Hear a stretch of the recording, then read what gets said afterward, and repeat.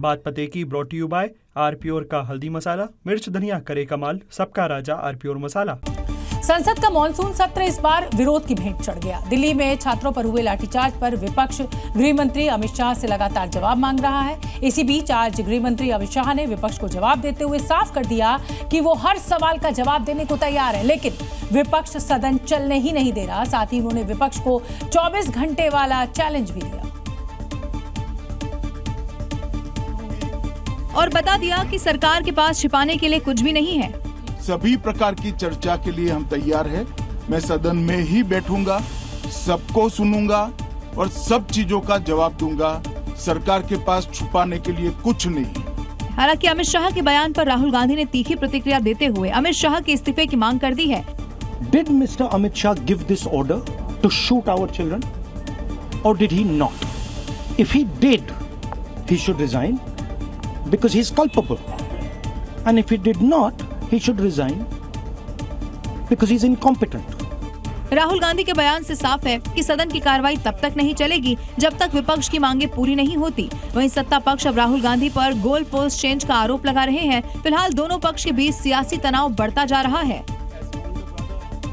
संसद का मौजूदा सत्र अपनी कार्यवाही से कम धरने प्रदर्शन के लिए ज्यादा जाना जाएगा। ये तय है कि आज भी संसद परिसर में अलग अलग पार्टियां और सांसदों के गुट अलग अलग मुद्दों पर धरना प्रदर्शन करते हुए दिखाई दिए और इस हो हंगामे के बीच सदन की कार्यवाही लगातार बाधित होती रही। आज झारखंड में चल रहे छात्रों के आंदोलन को लेकर झारखंड के एनडीए सांसदों ने आवाज बुलंद की। राहुल गांधी तेरी दोहरी नीति नहीं चलेगी, नहीं चलेगी, नहीं चलेगी। सीबीआई जांच कराना होगा, कराना होगा।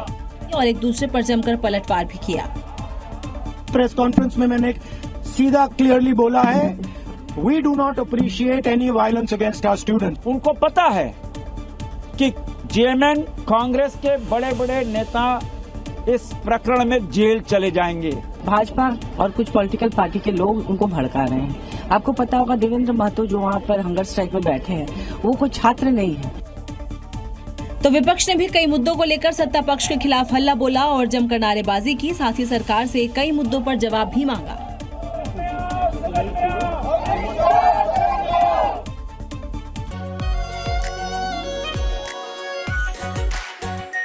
आरप्योर शाही paneer masala, delicious, healthy everyday.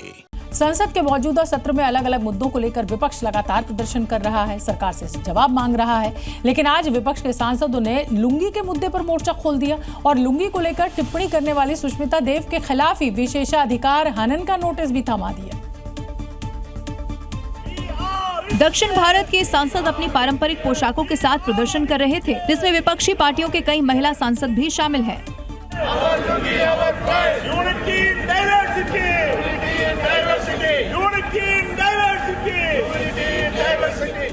Poster लिए ये सांसदों का गुस्सा टीएमसी की बागी सांसद सुष्मिता देव के खिलाफ था, जिन्होंने केरल से सीपीआईएम सांसद जॉन ब्रिटास को लुंगी वाला कह दिया। जॉन ब्रिटास के मुताबिक सदन में जब वो बोल रहे थे तब सुष्मिता देव ने उन्हें लुंगी वाला कहा था।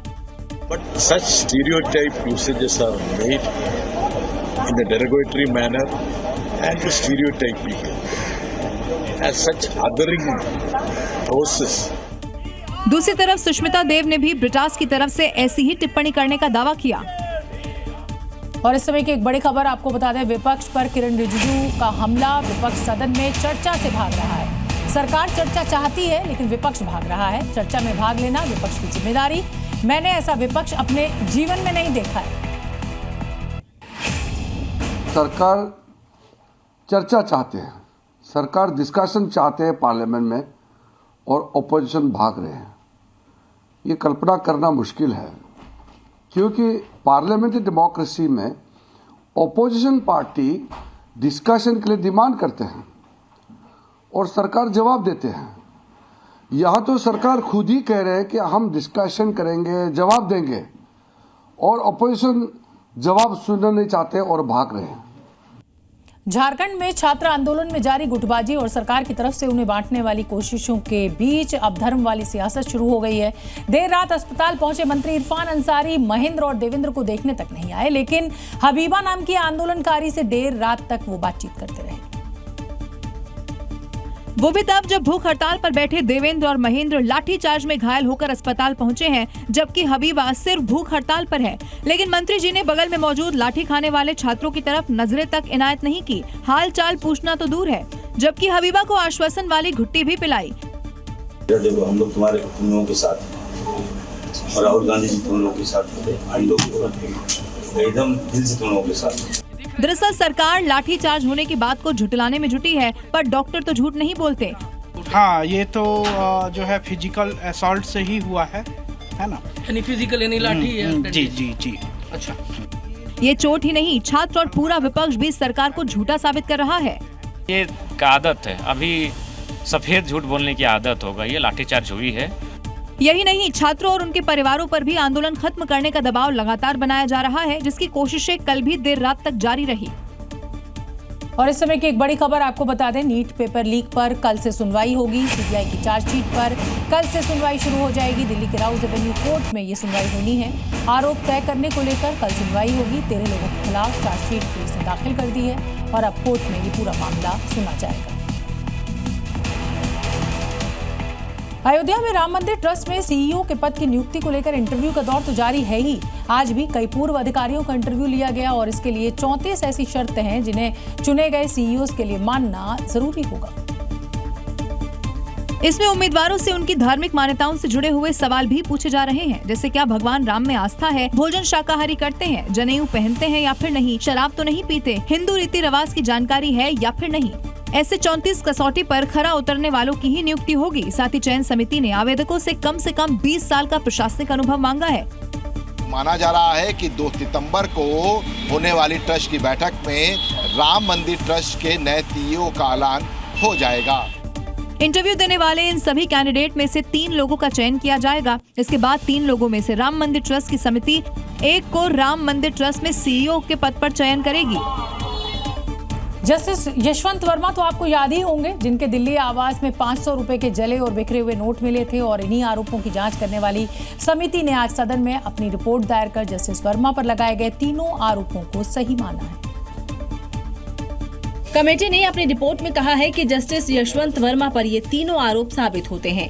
पहला आरोप, जस्टिस वर्मा ये ठीक से नहीं बता पाए कि ये पैसे किसके थे, कहां से आए और वहां क्यों रखे थे। दूसरा आरोप, पैसों से जुड़े सबूतों को ठीक से सुरक्षित नहीं रखा गया, स्टोर रूम की स्थिति भी सील और जांच होने से पहले ही बदल गई। और तीसरा आरोप, जस्टिस वर्मा ने जो सफाई दी तो जवाब स्पष्ट संतोषजनक नहीं था, बल्कि टाल मटोल वाला और अधूरा बताया गया। वहीं जांच कमेटी ने अपनी रिपोर्ट के साथ कार्रवाई का रिकॉर्ड संबंधित दस्तावेज और सबूत सौंप दिए हैं। अब रिपोर्ट के आधार पर कानूनी कार्रवाई की जाएगी। बता दें कि 14 और 15 मार्च 2025 की रात दिल्ली में उनके सरकारी आवास के स्टोर रूम में आग लगी थी। मौके पर पुलिस और दमकल अधिकारियों को बड़ी संख्या में 500 रुपए के जले, अधजले और बिखरे हुए नोट मिले थे। हॉस्पिटल में इलाज का खर्च लगातार बढ़ रहा है और इसी को लेकर अब संसदीय समिति ने अस्पताल के कमरों के बहुत ज्यादा किराए पर कड़ा रुख अपनाया है। स्वास्थ्य और परिवार कल्याण पर संसद की स्थायी समिति ने संसद को अपनी सिफारिशें सौंपी हैं और वो क्या क्या सिफारिशें हैं चलिए आपको बताते हैं। रूम रेंट पर कैप होगा, यानी बड़े शहरों में अस्पतालों के कमरे का किराया 3 स्टार होटल से ज्यादा ना हो। दवाओं और मेडिकल डिवाइस की कीमत, दवाइयों, सर्जिकल डिवाइस की खरीद और एमआरपी के बीच 20% से ज्यादा का अंतर ना हो। पारदर्शी बिलिंग, अस्पतालों को फीस की एक लिस्ट सार्वजनिक करना अनिवार्य होना चाहिए। अग्रिम अनुमान, इलाज से पहले कुल खर्चे का पूरा या अनुमानित ब्यौरा मरीज को देना अनिवार्य हो। पैकेज दरें इलाज या सर्जरी की लागत को मानकों के अनुसार तय किया जाए। अगली खबर का रुख करेंगे और अब बात करेंगे 4 अगस्त को हुए एयर इंडिया की फुकेट से दिल्ली आ रही फ्लाइट में टर्बुलेंस मामले की, जिसकी वजह से 40,000 फीट पर हवा में उड़ रहे 145 यात्री और क्रू मेंबर्स की सांसें अटक गईं। 17 से ज्यादा लोग गंभीर रूप से घायल हो गए और जब मामले की जांच हुई तो जो सच सामने आया उसने पैरों तले जमीन ही खिसका दी।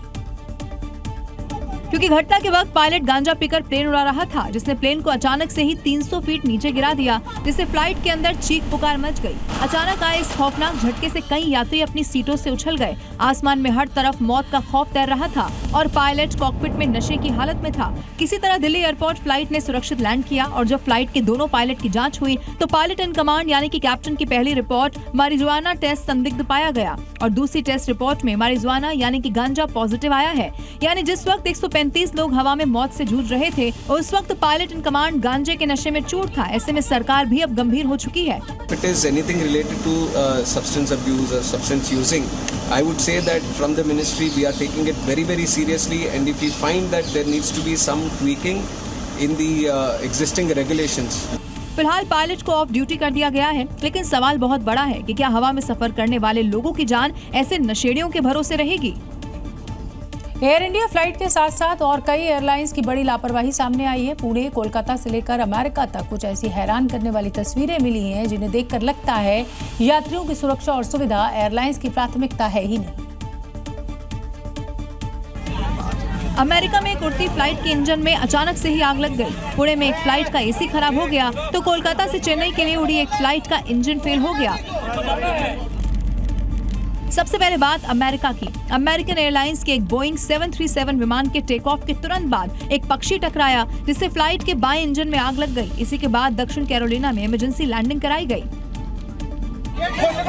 वहीं दिल्ली से पुणे जा रही एक स्पाइस जेट की फ्लाइट का एसी खराब हो गया। केबिन का तापमान इतना बढ़ गया कि कुछ यात्रियों को सांस लेने में दिक्कत होने लगी। एक गर्भवती महिला की तबीयत भी बिगड़ गई। जबकि कोलकाता में चेन्नई जाने वाली एयर इंडिया एक्सप्रेस की उड़ान में देरी होने पर यात्री भड़क गए और एयरपोर्ट पर हंगामा कर दिया।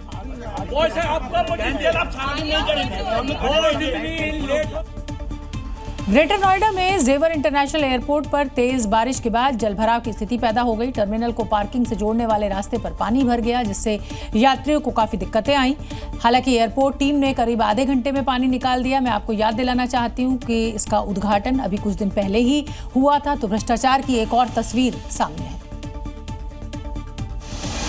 लेकिन मूसलाधार बारिश के बाद जेवर एयरपोर्ट का रास्ता पानी से लबालब हो गया। जिस जगह ये पानी भरा हुआ है वो रास्ता टर्मिनल से पार्किंग की तरफ जाता है और तस्वीरों में देखा जा सकता है कि तेज बारिश के बाद टर्मिनल और पार्किंग क्षेत्र को जोड़ने वाले रास्ते पर पानी भर गया। लेकिन वीडियो में ये भी दिखाई दे रहा है कि एयरपोर्ट के कर्मचारी पानी को निकाल रहे हैं और करीब 30 मिनट के अंदर ही रास्ते से जमा पानी हटा दिया गया, जिसके बाद आवाजाही सामान्य हो गई। हालांकि इस जलभराव का असर फ्लाइट संचालन पर नहीं पड़ा। एयरपोर्ट प्रबंधन का कहना है कि मौसम की ऐसी परिस्थितियों में भी यात्रियों की सुविधा और टर्मिनल से पार्किंग तक निर्बाध आवाजाही सुनिश्चित करना प्राथमिकता है। मुंबई के कुर्ला में पहाड़ पर हुए भूस्खलन से एक बड़ा हादसा हो गया, क्योंकि पहाड़ का एक हिस्सा चाल पर सो रहे लोगों के ऊपर गिर पड़ा और इस हादसे में अब तक 7 लोगों की मृत्यु हुई है, क्योंकि भूस्खलन की चपेट में आने से 6 से 7 झोपड़ियां बर्बाद हो गई। जिसके बाद एनडीआरएफ की टीम रेस्क्यू ऑपरेशन में जुटी है। तस्वीरों में देखिए पहाड़ के टूटे हुए हिस्से के ठीक नीचे एनडीआरएफ के जवान पत्थरों को मशीन से तोड़कर हटा रहे हैं। अब इन तस्वीरों में देखिए कैसे एक एक करके 2 मासूम बच्चों को बाहर निकाला गया है। उसके बाद एनडीआरएफ के जवान एक महिला को निकालते हैं, जिनको आनन फानन में एम्बुलेंस की मदद से अस्पताल में भर्ती कराया गया। खबर है कि इस हादसे में अब तक कई लोगों की मौत हो चुकी है, जिसकी पहचान 17 साल के समीर अंसारी, 10 साल के साहिल अंसारी, 18 साल के जीनत, मन्नत और आबन के रूप में हुई है। खबर है कि मिट्टी धंसने से पहाड़ का एक हिस्सा टूटकर बिखर गया, जिसको हटाने का काम जारी है। अधिकारी बचाव दल फंसे हुए लोगों को या पता लगाने का और उन्हें बाहर निकालने के लिए काम कर रहे हैं। लेकिन संकरा रास्ता होने की वजह से जवानों को राहत बचाव कार्य में दिक्कत आ रही है। इस समय की बड़ी खबर आपको बता दें, कर्नाटक में मंत्रियों के विभागों का बंटवारा हुआ है। कर्नाटक में 22 मंत्रियों को विभाग सौंपे गए हैं। डीके शिव कुमार के पास वित्त समेत कई विभाग होंगे। रामलिंगा रेड्डी को वन एवं पर्यावरण विभाग सौंपा गया है। मधु बंगारप्पा को माध्यमिक शिक्षा मंत्रालय, बसवराज राय रेड्डी को उच्च शिक्षा विभाग दिया गया है। हिमाचल प्रदेश में पेट्रोल और डीजल भरवाना अब थोड़ा और महंगा हो गया है। सुखू सरकार ने पेट्रोल और हाई स्पीड डीजल पर 60 पैसे प्रति लीटर सेस लगाने की अधिसूचना जारी की है और सेस से मिले राजस्व से सरकार ने समाज कल्याण का दावा किया है। सरकार का कहना है कि इस सेस से मिलने वाले राजस्व का इस्तेमाल अनाथ बच्चों और विधवा महिलाओं के लिए चलाई जा रही सामाजिक कल्याण योजनाओं में किया जाएगा। पंजाब, हरियाणा, उत्तराखंड के डीजल और पेट्रोल के रेट देखे तो हमसे वो 100 रुपये ज़्यादा है। तो मैंने कहा भी हमें क्या करना चाहिए, तो मेरे दिमाग में एक विचार आया कि हम अपने विधवा बहनों के लिए, उनके बच्चों की पढ़ाई के लिए सेस लगा देते। लेकिन अब हिमाचल में गाड़ी में फ्यूल भरवाने वालों की जेब पर थोड़ा और बोझ पड़ेगा।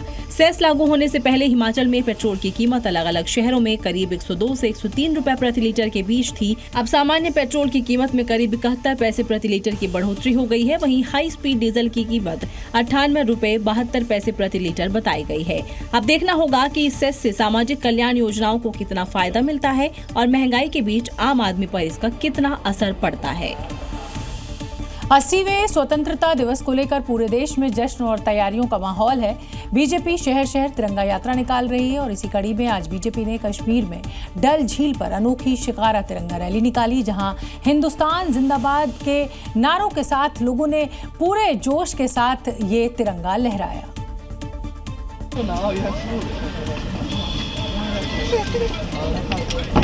हिंदुस्तान जिंदाबाद, हिंदुस्तान जिंदाबाद। कश्मीर की वादियों में देशभक्ति का ये रंग देखिए। डल झील में लाइन से तैर रही शिकारा पर लहराता तिरंगा देखिए। जहां झील का पानी तो शांत है, लेकिन लोगों में देशभक्ति का जबरदस्त उबाल है। डल झील पर जहां तक नजर जा रही है, हर तरफ तिरंगा नजर आ रहा है। बीजेपी की ओर से आयोजित शिकारा तिरंगा रैली में पार्टी कार्यकर्ताओं समेत स्थानीय लोग भी शामिल हुए और शान से तिरंगा लहराया। तिरंगा हमारा बरसों से एक हमारी कौमी निशान है, एक नेशनलिज्म का एक कोड है और ये हम सबकी इज्जत है, हम सबका मान सम्मान तिरंगा है। 15 अगस्त से पहले ही पूरी वादी जश्न आजादी के रंग में रंग गई है और बीजेपी तिरंगा अभियान के तहत हर घर को इस जश्न में शामिल कर रही है।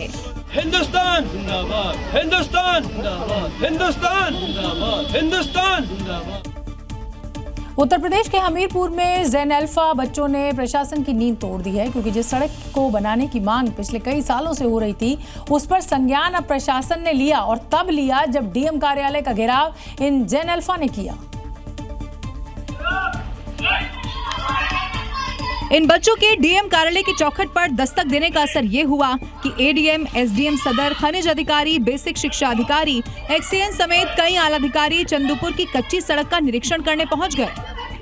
अब जिस कच्ची सड़क पर आला अधिकारी परेड करते हुए दिखाई दे रहे हैं, उसी चंदूपुर गांव की सड़क को बनाने की मांग ज़ैन अल्फा बच्चे कर रहे हैं, क्योंकि कच्चा रास्ता होने की वजह से पूरा रास्ता खराब है। बारिश होने से इस सड़क पर चलना मुश्किल हो जाता है, जिस सूखी सड़क पर आला अधिकारी पैदल निरीक्षण कर रहे हैं। निरीक्षण का उद्देश्य है कि जो ये मजरों को जो जोड़ता है संपर्क मार्ग, तो वो निर्बाध रूप से चलता रहे। तो इसीलिए इसमें जो बरसात के कारण जहाँ जल भरा हो गया है या कहीं उबड़ खाबड़ हो गया है, तो वैसे जो पैच जो है उसको फिलिंग के लिए जो है हम लोग योजना बना रहे हैं। और क्योंकि ज़ैन अल्फा बच्चे गांव की सड़क बनाने की मांग को लेकर डीएम कार्यालय पर धरना दे चुके हैं, प्रशासन को अल्टीमेटम दे चुके हैं। उत्तर प्रदेश में पुलिस का क्राइम कंट्रोल एक्शन जारी है। मुजफ्फरनगर से लेकर लखीमपुर खीरी तक पुलिस ने गो तस्करों और हत्यारोपियों को ऑपरेशन लंगड़ा के तहत इलाज किया है और इसके बाद अपराधी अब अपराध से तौबा करते नजर आ रहे हैं। नहीं साहब, अब नहीं कभी दोबारा करोगे गोकशी? कभी नहीं करना। सीएम योगी ने तो बुरी आदत वालों की डेंटिंग पेंटिंग की चेतावनी पहले ही दी थी। कभी कभी बुरी आदतें जाती नहीं लोगों की, तो उसके लिए उनकी डेंटिंग पेंटिंग करवानी पड़ती है कायदे से। और ये दोनों तस्वीरें मुजफ्फरनगर की है, जहां मुठभेड़ में 2 गो तस्कर लंगड़े हो गए और अपराध से तौबा करने लगे। नहीं साहब, अब नहीं कभी दोबारा करोगे गोकशी? कभी नहीं करना। और मुजफ्फरनगर में ही जंगल में चलाए गए तलाशी अभियान के दौरान 4 आरोपी लंगड़े हो गए। उधर औरैया में भी पुलिस ने गौकशी के एक मामले में 25,000 के इनामी आरोपी को मुठभेड़ के बाद गिरफ्तार किया। आरोपी के पास से एक तमंचा, 4 जिंदा कारतूस, 2 खोखे और बिना नंबर की बाइक बरामद हुई। वहीं लखीमपुर खीरी में एक दलित युवती की संदिग्ध मौत के मामले में हत्यारोपी को पुलिस ने हाफ एनकाउंटर कर गिरफ्तार कर लिया, जिसकी मृतक के परिजनों ने सराहना की और पुलिस अधिकारियों का फूल मालाओं से स्वागत किया। उत्तर प्रदेश के लखनऊ में हाई प्रोफाइल सेक्स रैकेट चलाने वाली लोला आखिरकार पकड़ी गई। वो पिछले 1 साल से जांच एजेंसियों को चकमा दे रही थी। आरोपी उज्बेकिस्तान और नेपाल से लड़कियों को भारत लाती थी और उन्हें यहाँ पॉश इलाके के फ्लैट में रखकर उनसे सेक्स रैकेट में काम कराती थी। इसके अलावा तमाम और भी जो विदेशी लड़कियां थीं उनको यहाँ पर लाया जाता था और डॉक्टर की मदद से उनकी प्लास्टिक सर्जरी कराई जाती थी, ताकि सेक्स रैकेट में उनकी पहचान भी छुप सके। इतना ही नहीं, लोला खुद भी जवान दिखने और पहचान छिपाने के लिए करीब 7 बार प्लास्टिक सर्जरी करवा चुकी है। लोला ने जांच एजेंसियों को गुमराह करने के लिए फर्जी मैरिज सर्टिफिकेट के जरिए अपना आधार कार्ड और ड्राइविंग लाइसेंस भी बनवा लिया था। उसने मैरिज सर्टिफिकेट में जिस शख्स को अपना पति दिखाया वो असल में उसका कस्टमर था। दरअसल पिछले साल सेक्स रैकेट में लखनऊ से 2 लड़कियों को पकड़ा गया था। उसके बाद से ही इस गिरोह की मास्टरमाइंड की तलाश की जा रही थी। बिहार के मुजफ्फरपुर से शराब तस्करी का एक हैरान करने वाला कारनामा सामने आया है। यहाँ शराब तस्करों ने चलता फिरता ऐसा तहखाना बनाया कि पहली नजर में कोई पहचान ही नहीं पाए, लेकिन उत्पाद विभाग ने जब इस गजब जुगाड़ को फेल कर दिया तो क्या हुआ ये देखिए। देखिए ऊपर से खाली, लेकिन इसी ट्रक के अंदर छिपा था शराब का पूरा जखीरा और इस तहखाने से तकरीबन 125 कार्टन विदेशी शराब बरामद की गई, जिसकी कीमत तकरीबन 20 लाख रुपए बताई जा रही है।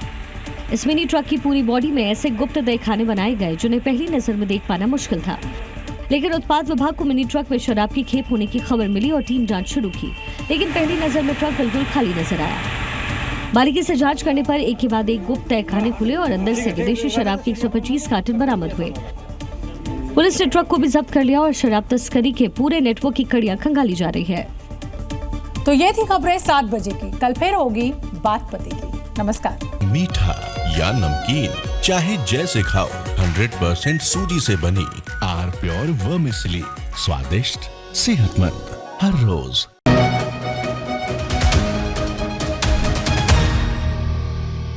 बात पते की brought you by R Pure का हल्दी मसाला, मिर्च धनिया करे कमाल, सबका राजा आर प्योर मसाला।